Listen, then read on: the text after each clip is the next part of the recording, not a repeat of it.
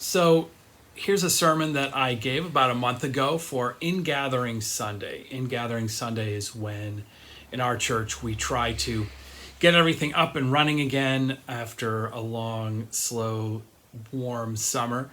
And so there's a lot of energy and excitement. And it involves a ritual where we bring water from wherever we were in the summer, many kitchen sinks, a few rivers, and every once in a while something surprising. And we bring it to the church so that we can combine this water together, share a little bit about what we've been up to for the summer, and then we take that water and filter it, and we use it for things like baptisms and other rituals where water is useful.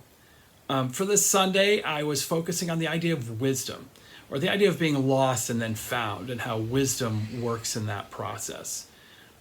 There was one of my readings was from Proverbs chapter 1, verses I think 20 to 33, and then another reading from the Wisdom of Solomon, a book that is often sometimes just referred to as Wisdom, which is not in the Bible, but is interesting and has some interesting things to say about the subject.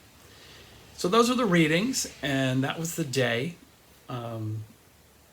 I think in the sermon I make a couple references to water, where we get our water. I talk about hiking up Mount Paugus in New Hampshire, where we got our water. So that's what that's about. That was for the ingathering ritual. But I think some of you might find it interesting or helpful in some way, so I thought I would share it with you. So anyway, without any further ado, here is my ingathering sermon.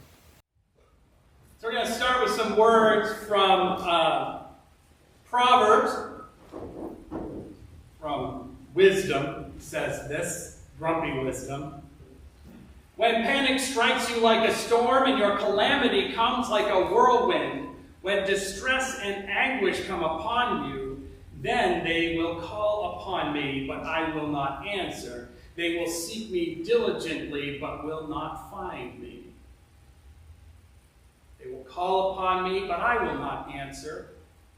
They will seek me diligently, but will not find me. Have any of you ever gotten lost? All right, good.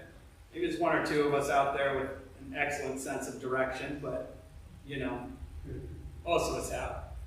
Now, on Mount Paugus, where Allison and I got our water this year, we got lost. And this happens from time to time when you do a lot of exploring.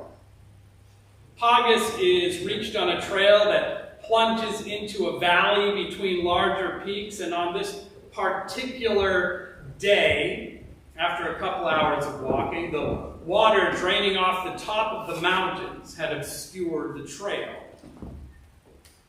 So we missed a turn. But fortunately, or maybe fortunately, this has happened to us before. And the first few times we got lost, there was that sense of distress and anguish we heard in our reading today.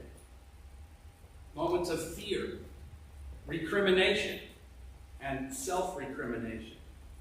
Because sometimes we expect things to go a particular way after all, and when they don't, it's an uncomfortable feeling, to say the least. But by the time we got lost on Paugus, we had become old hands. And not knowing exactly where we were was not quite as threatening. The legendary frontiersman Daniel Boone purportedly once said, "I have never been lost, but I was once bewildered for 3 days." I have never been lost, but I was once bewildered for 3 days. And having been both lost and bewildered, I, Adam, can tell you that bewildered is better. So on Paugus, we did what we learned to do over the years of getting lost. First, we figured out that we were, in fact, lost. We stopped moving, and we got out our direction-finding gear, a map and a compass, and our nifty satellite tool as well, a Garmin Mini in this case. And using these tools, we found our general location and direction, creating a picture of where we were in our heads.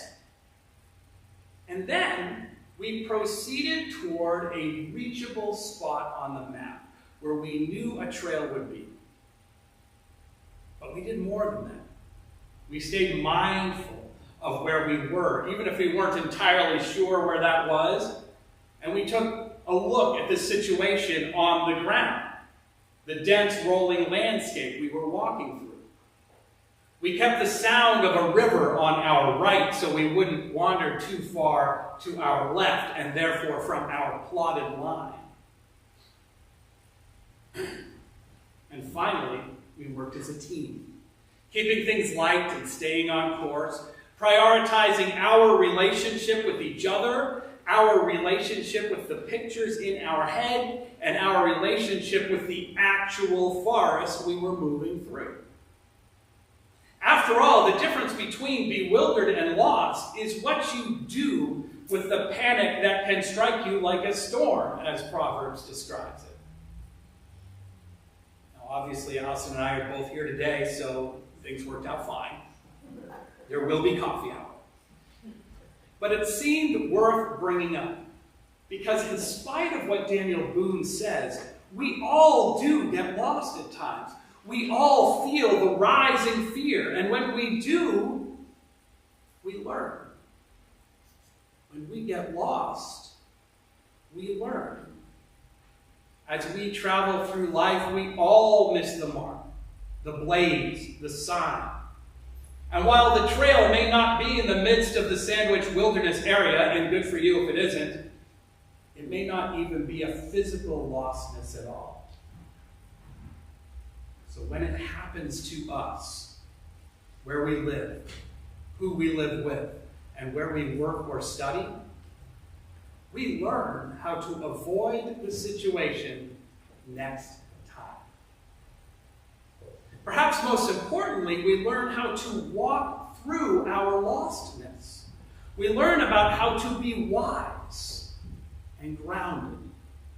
Wise and grounded when the mundane seems startlingly unfamiliar. In these times of lostness, we try to find wisdom, to discern our path in the wilderness for however long it lasts, hoping we have laid the foundation of that connection well enough in the good times.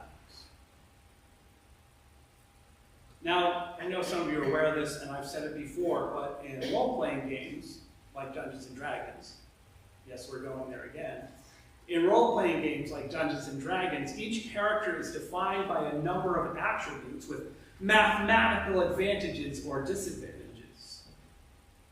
And one of those attributes is intelligence, and another is wisdom.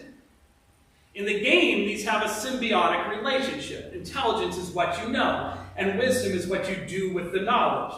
In other words, when you see water falling from the sky, your intelligence tells you it's raining, and your wisdom tells you to get out of the rain or to play in it. Your choice. Here in the Bible, however, wisdom is both these things. Both these things. It stems from the knowledge we have received from our studies and our experiences. It comes from the repeated practice and application of that knowledge in our lives. And it comes from that amorphous field we know as inspiration. Inspiration. A hunch, a judgment, a decision based on history and relationship that may just itself be divine. That may be divine. As I mentioned earlier, in Scripture, wisdom is also self-aware. Wisdom is the person, constantly available and active enough in the world to get frustrated with our willful ignorance. Wisdom cries out in the street, in the square, she raises her voice, our reading says today. And she has reason to be angry. I have called you and you refused. have stretched out my hand and no one heeded, she says. The spirit of wisdom, this inspiration is right here all the time. But we don't always notice or choose to heed it. You see, sometimes we are too distracted, too busy, too sad, too scared, too bewildered to practice being wise, even when things are going well. Sometimes we don't bother to use or learn how to use our wayfinding tools, like prayer, which we talked about last week. We protect ourselves instead, both with arrogance, telling ourselves that whatever task we have at hand is too important to set aside for a moment of reflection, and we protect ourselves with hopelessness, telling ourselves that we are not worthy or that we will never understand, so why bother trying? Why bother trying to be found? This connection to wisdom needs cultivation and requires time. It requires time and attention. Wisdom requires humility and curiosity. It requires an openness that can be hard at times, stopping and reflecting, learning how to read the literal and metaphorical maps that tell us where we are. Getting unlost or found lies in the understanding of the geography and topography of our location and the ability to work together to take that knowledge and turn it into understanding, into the ultimate relationship that brings us closer to the divine, and to a greater understanding of who and where we are. Wisdom, in the wisdom of Solomon, is a reflection of eternal light, a spotless mirror of the working of God, and an image of God's goodness. Which means that it is, in some sense, an outward reflection of the divine.